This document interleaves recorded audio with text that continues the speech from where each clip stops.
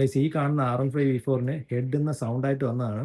ഇത് ഓൾറെഡി ഒരാൾ ഹെഡ് പണിഞ്ഞ് വിട്ടിട്ടുള്ള വണ്ടിയാണ്. പക്ഷേ നമ്മളിപ്പോൾ പൊളിച്ചു നോക്കിയപ്പോൾ കണ്ട കുറച്ച് കാര്യങ്ങൾ ഞാൻ കാണിച്ചു തരാം. ഫസ്റ്റ് തന്നെ ഈ കാണുന്ന റോക്ക് റാമിൻ്റെ പിന്ന് ഇതിൽ അൺഈവനായിട്ട് സ്കോറിംഗ് ഉണ്ട്. ക്യാമറയിൽ എത്രത്തോളം കിട്ടുമെന്നറിയില്ല, പക്ഷേ ഇത് പ്രശ്നമാണ്. ഈ കാണുന്നത് VVA സപ്പോർട്ട് ചെയ്യുന്ന ഇൻലെറ്റ് റോക്ക് റാമിൻ്റെ പിന്നാണ്. ഇതിലും നമുക്ക് നോക്കിയാൽ കാണാം സ്കോറിംഗ് നല്ല രീതിയിലായിട്ടുണ്ട്.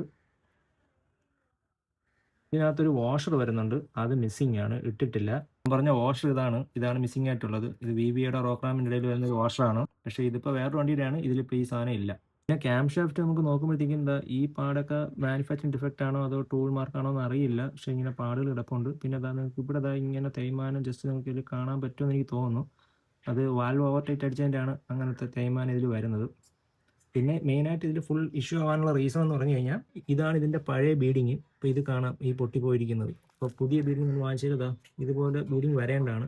അപ്പോൾ പോയതിട്ടത് കൊണ്ട് തന്നെ ഇപ്പോൾ നിങ്ങൾ കാണുന്നത് അതുവഴി ഓയിൽ സർക്കുലേറ്റ് ചെയ്യുന്നത് ഇതിലോട്ട് നേരെ ഫസ്റ്റ് ഓയിൽ പമ്പ് ചെയ്ത് കയറും. എന്നിട്ട് ഉള്ളിൽ കൂടെ പോയിട്ട് ഇതിൽ കൂടെ തിരിച്ച് ഹെഡിലോട്ട് പമ്പ് ചെയ്യും. പക്ഷേ ആ ഒരു പ്രോസസ്സിൽ ഈ ഒരു പാക്കിംഗ് ഇതുപോലെ പൊട്ടിയിരിക്കുന്നതുകൊണ്ട് തന്നെ പ്രഷർ വേരിയൻസ് വന്നതുകൊണ്ട് ഓയിൽ പ്രഷർ ചെയ്ത് മേളിലോട്ട് പമ്പ് ചെയ്തില്ല. അപ്പോൾ അതുകൊണ്ട് തന്നെ എല്ലാ കാര്യങ്ങളും അതിനനുസരിച്ച് പോയി. പിന്നെ ത്രോട്ടിൽ ബോഡി ക്ലീൻ ചെയ്യുമ്പോൾ ശ്രദ്ധിക്കേണ്ട ഒരു കാര്യം, R15 ഇങ്ങനെ ഈ ഒരു സ്ക്രൂ വരും. ഈ സ്ക്രൂവിൽ കഴിവതും കൈ വയ്ക്കാതിരിക്കുക.